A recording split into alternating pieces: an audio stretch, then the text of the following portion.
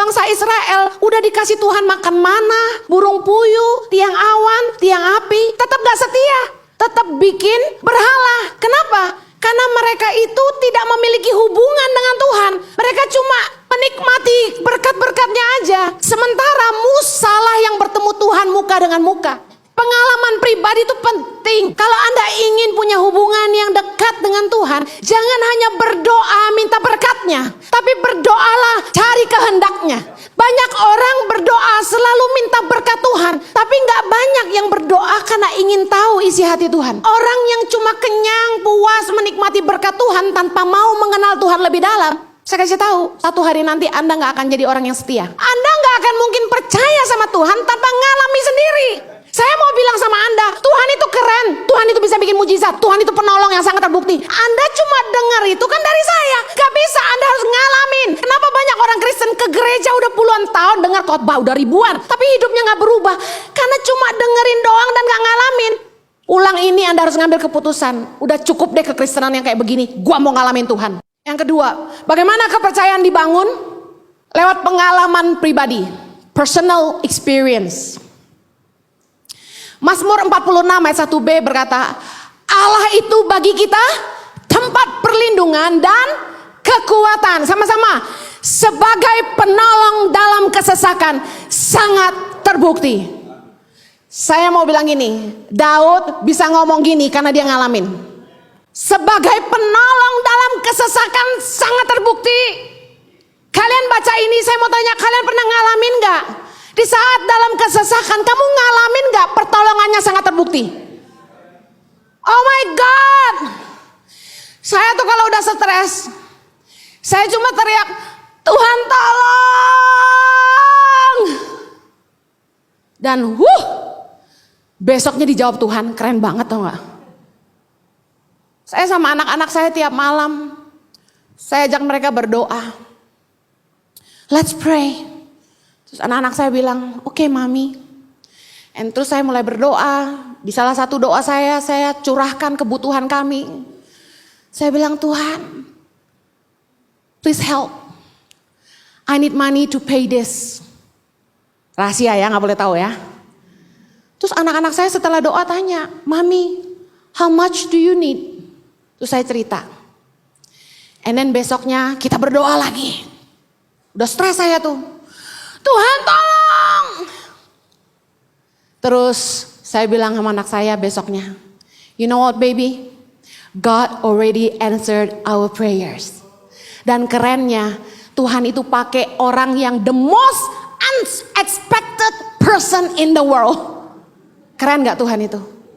Saya mau kasih tahu, jangan kalau engkau dalam tekanan, kebutuhan, begini sama orang, jangan. Jangan minta-minta sama manusia, kamu bukan pengemis. Kamu anak raja. Bapakmu kaya. Mintalah sama Tuhan yang punya kerajaan, kuasa dan kemuliaan sampai selama-lamanya. Jangan jadi pengemis. Jangan suka minta-minta. Lihat, lewat pengalaman pribadimu dengan Tuhan, kamu makin kenal dia siapa. Dia Bapa yang sayang sama kamu. Dia gak akan biarin kamu susah. Dia gak akan biarin kamu tertekan. Dengar baik. Ada orang tulis di Instagram saya, di komen, saya ini orang miskin yang berani kuliah. Saya butuh uang sekian yang harus dibayar tanggal sekian. Gua delete langsung. Itu namanya minta tolong publikasi. Jangan. Anak Tuhan harus punya iman. Bapakmu siapa? Jangan cuma jadi sales kerajaan sorga. Sales tuh ya, dia tuh jualan barang yang belum tentu dia pernah coba. Apalagi kalau barang jualannya itu mahal, belum tentu bosnya kasih salesnya coba. Kalau saya sih, kalau saya buka restoran nih, saya tes food, semua makanan di restoran itu dikeluarin dan karyawan harus cobain satu-satu. Kenapa? Ketika kita pesan restoran, kita selalu tanya sama waitressnya, yang mana paling enak?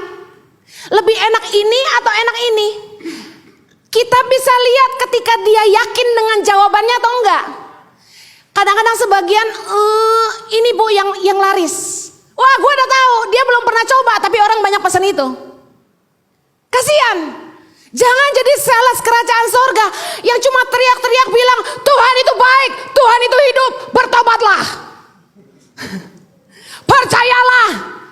Tapi Anda sendiri gak pernah ngalamin ditolong Tuhan, lucu gak? Kita teriak-teriak soal kerajaan sorga padahal kita aja belum pernah ke sana, coy. Makanya kita perlu berdoa dan minta supaya kita tuh ngalamin Tuhan selama hidup kita. Supaya kita bisa melihat perbuatannya nyata. Walaupun kadang jalannya gak mudah. Untuk punya pengalaman sama Tuhan tuh gak mudah loh. Kadang-kadang Tuhan izinin kita ngelewatin masalah yang ampun dah. Tapi di situ kita baru bisa lihat, wow, Tuhan berkuasa. Tuhan hebat. Dia mampu melakukan segalanya, tidak ada yang mustahil bagi dia. Dengar baik, pengalamanmu dengan Tuhanlah yang akan membangun imanmu. Berkenalan dan berhubungan jelas berbeda. Ada level kedekatan hubungan. Pertama tahapnya kenalan, kemudian teman, lalu teman baik, lalu sahabat karib, lalu teman intim. Di setiap fase tahap perkenalan ini, ada hal-hal yang terbatas yang Anda bisa lakukan dengan orang itu. Banyak orang yang pengen kenalan sama saya belakangan ini. Mereka bilang, boleh gak kenalan sama Ibu Heni? Oke. Kenal aja, paling cuma shake hand dan tahu nama.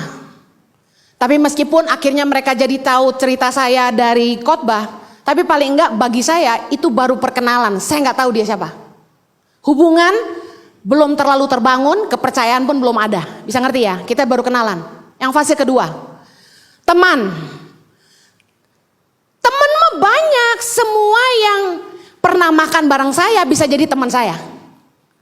Tapi kedekatan hubungan baru level 1. Kepercayaan belum terlalu terbangun. Dibuktikan ketika orang cari pegawai untuk kerja, saya biasanya nggak akan rekomendasi orang yang saya tahu di level teman. Karena masalah gini, ketika kita rekomendasi orang untuk kerja, hati-hati jangan sembarangan rekomendasi orang yang kamu nggak benar-benar tahu. Nanti orang yang kamu kenalin itu akan marah sama kamu. Saya hati-hati banget merekomendasi orang kerja. Jadi ketika di level teman, belum ada kepercayaan yang terlalu terbangun. Kemudian di level teman baik. Wah, teman baik lebih banyak, tapi kalau dibandingin jumlah pasti lebih sedikit. Nah, teman baik ini biasanya sudah ketemu kita beberapa kali. Kalau teman paling cuma makan sekali, 2 kali. Tapi kalau teman baik berarti udah mulai ngobrol, berarti udah one on one. Udah deket, udah bisa cerita-cerita sedikit. Kepercayaan udah di angka, let's say what? 3. Kemudian sahabat karib. Nah, sahabat karib udah jelas yang masuk jadi sahabat karib itu makin sedikit lagi. Dan sahabat karib ini yang kepercayaannya udah mulai tinggi. Kita udah bisa cerita macam-macam deh di level 7 deh. Udah bisa cerita macam-macam deh. Waduh, gue sebel sama si ini, gue ini ya bisa cerita macam-macam. Tapi ada satu level lagi, teman intim. Nah, teman intim ini yang kita paling sering ngomong sama dia dan kita bisa terbuka habis-habisan sama dia di angka 9. Kenapa saya kasih 9 ke 10? Karena seterbuka-bukanya seseorang tetap ada sesuatu yang dia akan tutupi. Teman intim ini udah di angka 9, bisa cerita apa aja. Nah, sedekat apa hubungan kita dengan Tuhan menentukan pengalaman kita dengan Tuhan. Saya kasih contoh. Saya dengan Ko Hamid dulu deh. Saya sama Ko Hamid kenal baik. Kita bisa bilang kita teman baik. Karena kita udah ngopi berkali-kali. Tiap kali saya khotbah di CLCC, dia teman ngopi saya. Sama Ko Yoyong. Kita ngobrol, ketawa-ketawa gitu ya. Teman baik. Tapi gak terlalu banyak cerita yang dalam-dalam. Bisa ngerti ya? Kemudian masuk ke sahabat karib. Misalnya saya sama Kanining. Nah, itu kepercayaan sudah terbangun. Bisa ngocol, bisa curcol sama Kanining. 2 jam ceritain Jojo sampai anak, sampai mama, sampai pelayanan, semua diceritain, ya. Tapi teman intim saya cuma Jojo.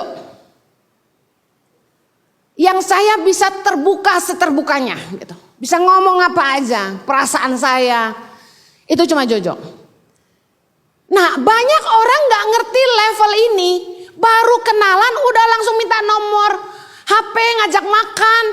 Bukan kita gak kasih. Ngasih nomor HP pribadi itu terlalu personal. Ada etika di dalam hubungan yang Anda mesti ngerti. Gak semua orang mau kasih nomor handphone pribadinya. Tapi kemanapun saya pergi, jemaat lari minta nomor telepon. Sebentar lagi nomor pribadi saya akan saya ganti. Karena nggak tahu gimana, katanya ada di internet nomor handphone saya yang pribadi itu. Satu hari ada orang telepon saya. Ketika saya angkat, "Hai Ciheni, kamu siapa ya? Kok tahu nomor telepon saya dari mana?" Dia bilang, "Saya kebaca di Instagram story, Cici terima paket dari Ita Herald, ada nomor handphonenya." Cici shoot, "Oh my God." Saya videoin sebagai ucapan terima kasih ke Ita Herald, tapi lupa hapus nomornya gitu loh. Orang itu telepon saya dari capturean Instastory. Aduh, langsung saya nggak nyaman. Mulai ajak saya ngobrol panjang, mulai WA saya terus. Wah, gue udah nggak jawab. Jadi minta maaf. Kalau ada WA yang tidak dijawab, berarti saya nggak nyaman menjawabnya. Bisa kebayang banyak banget. Saya bentar lagi udah mau ganti nomor telepon karena udah nggak nyaman. Bisa tengah-tengah malam bolong gue di WA. "Hai Kak Heni, lagi ngapain? Aku pengen banget ketemu Kak Heni. Aku ngefans loh." Saya sampai beberapa kali khotbah di mana-mana saya ngasih tahu, jangan memberhalakan hamba Tuhan. Hamba Tuhan juga manusia. Bisa salah. Udah idolamu Tuhan aja. Gak ada hamba-hamba Tuhan ngetop. Biasa aja. Amin. Apa hantu viral? Biasa aja. Amin. I don't even know. Sedekat apa hubungan Anda dengan Tuhan akan menentukan pengalaman Anda dengan Tuhan. Saya dengan Kak Nining bisa lakukan lebih banyak daripada apa yang saya bisa lakukan dengan Kohamid. Saya gak mungkin sentuh-sentuh Kohamid lah, suami orang. Tapi kalau sama Kak Nining kita bisa tummy to tummy. Bisa pelukan.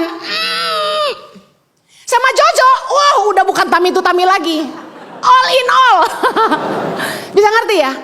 Jadi seberapa dekat hubungan Anda dengan Tuhan akan menentukan pengalaman Anda dengan Tuhan. Bagaimana Anda bisa dekat dengan Tuhan? Saya kasih tahu. Selalu bawa Tuhan dalam segala sesuatu dalam hidupmu. Mau bikin keputusan apa, mau apa. Ayo sadari, build the awareness of God's presence. Miliki kesadaran yang tinggi bahwa Tuhan tuh ada serta kita. Mazmur 103 ayat 7, baca sama-sama. Ia telah memperkenalkan jalan-jalannya kepada Musa, perbuatan-perbuatannya kepada orang Israel. Saudara lihat, dua kata yang berbeda dikatakan. Ia telah memperkenalkan jalan-jalannya kepada Musa, perbuatan-perbuatannya kepada orang Israel. Kepada Musa, Tuhan memperkenalkan jalan-jalannya. Kepada bangsa Israel, perbuatan-perbuatannya. Kalau Anda ingin punya hubungan yang dekat dengan Tuhan, jangan hanya berdoa minta berkatnya, tapi berdoalah cari kehendaknya. Banyak orang berdoa selalu minta berkat Tuhan, tapi gak banyak yang berdoa karena ingin tahu isi hati Tuhan. Musa sedekat itu sama Tuhan. Dia minta Tuhan ajari jalan-jalannya. Tapi kebanyakan orang Kristen berhenti di stage asalkan lu kasih gua makan udah cukup lah. Orang yang cuma kenyang, puas, menikmati berkat Tuhan tanpa mau mengenal Tuhan lebih dalam. Saya kasih tahu, satu hari nanti Anda gak akan jadi orang yang setia. Bangsa Israel udah dikasih Tuhan makan mana, burung puyuh, tiang awan, tiang api, tetap gak setia. Tetap bikin berhala. Kenapa? Karena mereka itu tidak memiliki hubungan dengan Tuhan. Mereka cuma menikmati berkat-berkatnya aja. Saudara, bangsa Israel itu hanya penerima manfaat. Sementara Musa lah yang bertemu Tuhan muka dengan muka. Pengalaman pribadi itu penting. Anda nggak akan mungkin percaya sama Tuhan tanpa ngalami sendiri. Saya mau bilang sama Anda, Tuhan itu keren, Tuhan itu bisa bikin mujizat, Tuhan itu penolong yang sangat terbukti. Anda cuma dengar itu kan dari saya, gak bisa, Anda harus ngalamin. Kenapa banyak orang Kristen ke gereja udah puluhan tahun dengar khotbah udah ribuan, tapi hidupnya gak berubah? Karena cuma dengerin doang dan gak ngalamin. Ulang ini Anda harus ngambil keputusan, udah cukup deh kekristenan yang kayak begini, gua mau ngalamin Tuhan. Satu hari saya tiba di titik itu, saya bilang sama Tuhan, saya udah dengar banyak orang dapat mujizat. Saya mau ngalamin Tuhan. Dengar baik, anak-anakmu juga harus dilatih untuk belajar mengandalkan Tuhan supaya mereka juga mengalami Tuhan. Amin. Yang terakhir, poin ketiga. Bagaimana kepercayaan dibangun? Lewat komitmen yang konsisten. Untuk baik satu kali itu mudah. Tapi untuk consistently baik itu sulit. Seperti orang bikin produk. Satu kali kita coba, produknya enak. Tapi berapa lama kemudian kita coba lagi, kok gak enak? Untuk sebuah kepercayaan terbangun tuh harus ada konsisten komitmen. Ada seorang suami setia, nikah 10 tahun setia, tapi di tahun ke-12 dia gak setia. Gak teruji kesetiaannya. Kepercayaan itu perlu dibangun. Mazmur 37 ayat 25, kita baca sama-sama. Dahulu aku muda, sekarang telah menjadi tua, tetapi tidak pernah kulihat orang benar ditinggalkan dan anak cucunya meminta-minta roti. Daud bilang, dulu aku masih muda, sekarang aku sudah tua, belum pernah aku melihat orang benar ditinggalkan dan anak cucunya meminta-minta roti. Daud menjadi saksi konsistensi Tuhan dalam komitmennya memberkati orang-orang benar. Dulu saya kenal Tuhan umur 16. Sekarang 26 tahun kemudian, saya menyaksikan sendiri bagaimana Tuhan itu sangat setia dalam hidup saya. Tuhan itu Tuhan yang konsisten. Dikatakan firman Tuhan, Bilangan 23 ayat 19, baca sama-sama. Allah bukanlah manusia sehingga ia berdusta, bukan anak manusia sehingga ia menyesal. Masakan ia berfirman dan tidak melakukannya, atau berbicara dan tidak menepatinya? Saya kasih tahu, Tuhan itu bukan manusia. Orang sering berjanji tapi tidak menepati. Bahkan orang sering berbuat baik lalu menyesal karena telah menolong orang. Tapi Tuhan gak begitu. Tuhan itu kalau sudah berfirman pasti dia lakukan. Kalau sudah berbicara dia pasti tepati. Dengar baik, apa sih masalahmu hari ini? Jangan jadi lemah, jangan putus asa. Kalau dulu Tuhan pernah tolong kamu, dia sanggup tolong kamu lagi. Amin. Tuhan itu Tuhan yang konsisten, jangan pernah meragukan dia. Tahukah Anda bahwa Tuhan itu Tuhan yang bisa dipercaya? Jangan pernah mengandalkan manusia, jangan pernah. Jangan pernah. Manusia selalu mengecewakan, siapapun itu. Manusia itu gak sempurna. Kalau sama manusia aja Anda ngefans bisa sampai saya kasih tahu, Anda harus lebih daripada itu kepada Tuhan. Tuhan itu yang paling bisa diandalkan. Aduh, manusia mah cipoalah. Percayalah kepada Tuhan. Saya mau bilang gini, andalkan Tuhan bukan manusia. Mazmur 118 ayat 89. Lebih baik berlindung pada Tuhan daripada percaya kepada manusia. Lebih baik berlindung pada Tuhan daripada percaya kepada para bangsawan. Orang tuh biasanya lebih percaya sama orang yang kelihatannya punya kapasitas membantu dia. Manusiawi sekali ketika kita ngobrol sama orang kaya, dia itu berjanji mau bantu kita. Kita pasti percaya karena dia punya kapasitas. Dia punya duit kalau dia mau bantu. Kalau kita berharap sama manusia karena lihat kapasitas mereka, kita salah. Tuhan itu butuh iman kita. Kadang-kadang pilihan untuk taat sama Tuhan itu gak ada garansinya, gak ada jaminannya, gak ada platform untuk percaya. Tapi iman itu harus timbul saat kita mendengar firman-Nya. Dan orang akan bilang kita gila, tapi saya kasih tahu, kalau dia sendiri yang bicara, Nabi Nuh dibilang gila sama orang-orang, dia tetap bangun. Karena Tuhan bicara sendiri sama dia. Nah masalahnya banyak orang udah dengar Tuhan bicara, tapi ragu, bener nggak ya? Saya mau kasih tahu, Tuhan itu nggak pernah gagal akan janjinya. Saya mau tutup dengan ini. Saya terima ayat ini, Keluaran 34 ayat 10. Sungguh aku mengadakan suatu perjanjian di depan seluruh bangsamu ini, akan kulakukan perbuatan-perbuatan yang ajaib, seperti yang belum pernah dijadikan di seluruh bumi, di antara segala bangsa, di seluruh bangsa yang di tengah-tengahnya engkau diam, akan melihat perbuatan Tuhan, sebab apa yang akan kulakukan dengan engkau sungguh-sungguh dahsyat. Saya kasih tahu, saya ketemu orang terkenal di bangsa ini, saya ketemu pejabat, saya ketemu konglomerat, mereka selalu bertanya yang sama, Henny, uangnya dari mana? Dan saya selalu bilang, dari Tuhan. Gak ada yang bisa percaya dengan apa yang Tuhan sedang kerjakan lewat tangan pengharapan. Semua orang bilang saya gila. Apaan melahirkan 1000 pemimpin buat Indonesia? November 2018 ketika saya dapat visi itu. Tuhan tanya sama saya, Henny, apa yang kamu mau lahirkan buat Indonesia? Dan saya jawab pemimpin Tuhan. Dan Tuhan bilang ini, lahirkan 1000 pemimpin buat Indonesia. Bangun 10 sekolah berasrama di Indonesia. Saat itu saya nangis. Karena secara daging manusiawi saya gak mau punya 10 asrama. Sekolah berasrama lagi, beratnya kayak apa coba? Saya tanya sama teman yang udah punya sekolah berasrama, kira-kira butuh berapa? Dia bilang minimal 100 juta sebulan 1 titik. Kalau 10 berarti 1 miliar. Saya stresnya minta ampun. Saya cerita sama Ko Andi. Ko Andi aja sampai gini, lu yakin 10? 5 kali. Manusiawi banget. Benar gak? Saya siapa gitu loh. Saya cuma orang biasa, ibu rumah tangga, pengkhotbah, hamba Tuhan. Tapi saya gak punya kapasitas. Gak punya duit. KPR aja belum kelar. Beli rumah aja, mobil harus dijual. Nyekolahin anak aja minta cicil ke sekolah 12 bulan. Bayangin saya ngemis ke sekolahnya. Sanggup bayar uang sekolah di depan. Saya bilang saya cicil 12 bulan. Saya bilangin sama kalian. Saya pada porsinya gak punya kapasitas. Tapi Tuhan kita tidak terbatas. Tahu gak? Tahun lalu 2019. Kami udah bangun 5. Dan itu Tuhan tuh keren banget. Tuhan pakai orang dunia. Tuhan pakai orang yang kita gak pernah pikirin sebelumnya. Awal tahun 2020. Saya didatengin seorang perempuan muda. Masih muda. Cinta Tuhan. Dan dia bilang gini. Ci, saya gak berjemaat di mana-mana. Jadi jangan takut, ini bukan perpuluhan yang saya alihkan dari gereja. Karena saya gak mau terima. Kalau sampai harus ribut sama gembala gereja manapun ya. Dia bilang gini. Saya akan bangunkan 3 sekolah berasrama. Buat tangan pengharapan. Tuhan suruh bangun berapa? 10. Udah mau 8 nih awal tahun. Are you excited? Saya mau kasih tahu.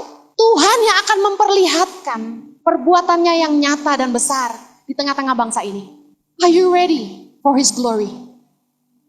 Kita cuma perlu percaya, bukan lihat kita bisa. Kita cuma perlu taat. Satu hal lagi. Kalau Anda percaya sama Tuhan, bukannya Anda lalu gak takut. Saat ini, kita lagi dengar virus corona. Aduh, bikin takut semua orang gak? Pasti mau nanya, si Henny takut gak? Takut lah. Tapi saya mau bilang gini, percayalah kepada Tuhan. Serahkan seluruh kekhawatiranmu kepada Tuhan, maka Dia akan memelihara engkau. Hidup ini punya siapa? Kalau memang udah selesai waktu kita di dunia ini, gak usah virus corona, kesedek aja bisa mati. Udahlah, saya tahu Anda takut. Mari percayalah kepada Tuhan. Ambil keputusan siang hari ini. Aku mau percaya. Dia luar biasa dan tidak ada yang mustahil bagi Dia. Katakan sama-sama amin. Kita berdoa. Hamba-Mu berdoa Tuhan. Berkatilah iman kami yang kecil ini. Kami mau percaya lagi kepada Tuhan. Bahwa Engkau Tuhan yang sama. Dahulu, sekarang, sampai selama-lamanya. Engkau Tuhan yang setia akan janji-Mu. Engkau Tuhan yang berkuasa atas firman-Mu. Bapa, lindungilah kami dengan kuasa darah-Mu. Pagarilah kami dengan barisan malaikat-Mu. Lindungilah keluarga besar kami. Dan orang-orang yang kami kasihi dimanapun mereka berada. Jagailah kami semua. Jauhkanlah dari sakit penyakit. Jauhkanlah dari mara bahaya. Jauhkanlah dari kecelakaan. Kami percaya Tuhan, masalah apapun yang sedang kami hadapi saat ini. Kami percaya Tuhan gak pernah tinggalin kami. Tuhan beserta dengan kami. Bapa, kami berdoa, tolong kami yang kurang percaya ini. Agar kami siang hari ini boleh bangkit dan bilang, kami mau percaya kepada Tuhan. Tolong kami Tuhan.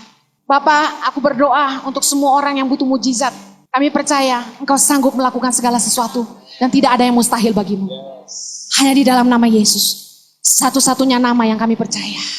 Yang percaya sama-sama kita katakan. Amen. Thank you for having me. Jangan lupa merchandise-nya. God bless you.